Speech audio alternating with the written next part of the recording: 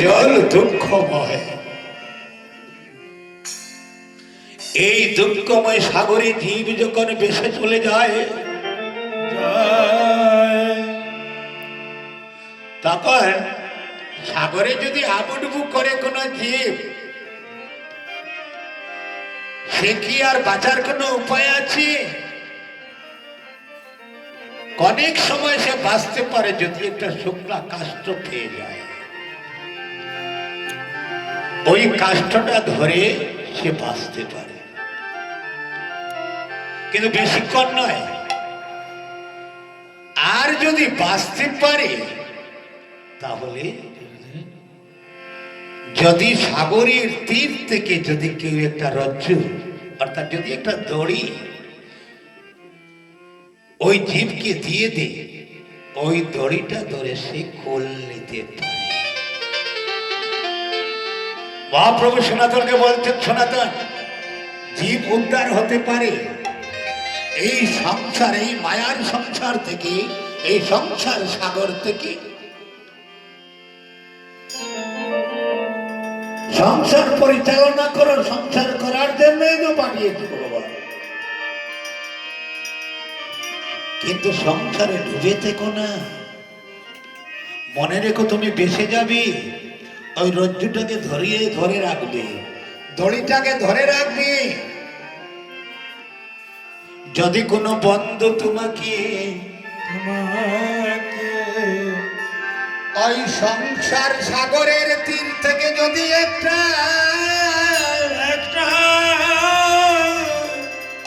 ভক্তির একটা রজ্জু যদি তোমাকে দিতে পারে, তাহলে একমাত্রই তোমার বাঁচার উপায়, আর উপায় নেই।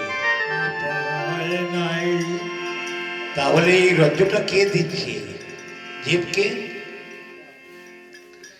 এই ভক্তির রজ্জুটা একমাত্র গুরু ছাড়া আর কেউ দিতে পারে না। গুরুদেব কৃপা করে তোমাকে ভক্তির রজ্জু দিয়ে দেন, সেই জন্যই বলেছে গুরুর চরণ ভজ চরণ পূজো, চরণ করা সাধনা।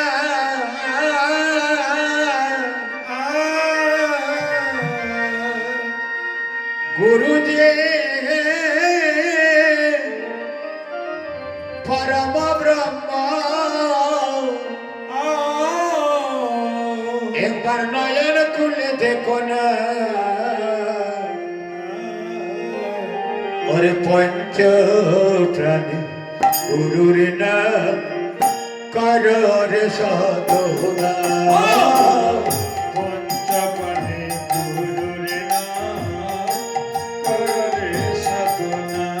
ওরে ভাই পঞ্চ প্রাণী গুরুর নাম করো রে সাধনা।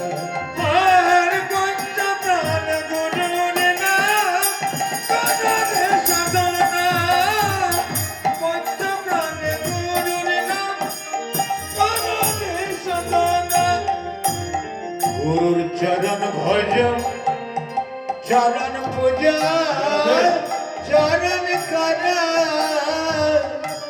সাধনা।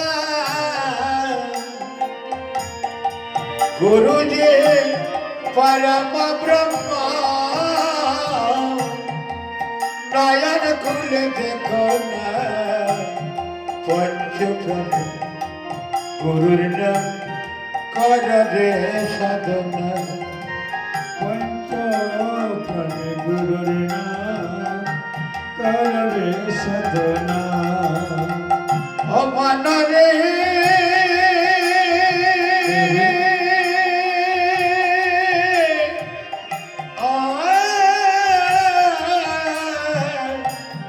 আমার জ্ঞান ভরে রে,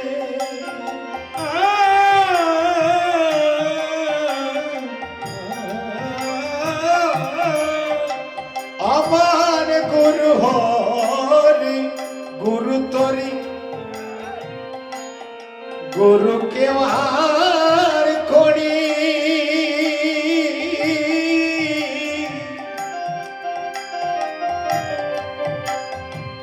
বাবা গুরু ছাড়া হবে না ভাই এই যে ওই ভব সাগর পাড়ি গুরু ছাড়া হবে না ভাই অধিকে আর করি গুরু ছাড়া হবে না ভাই এই ভব সাগর পাড়ি আর গুরু ছাড়া হবে না ভাই ভবসাগর পাড়ি ওরে তুমি দেখো না জ্বালাইয়া রে মন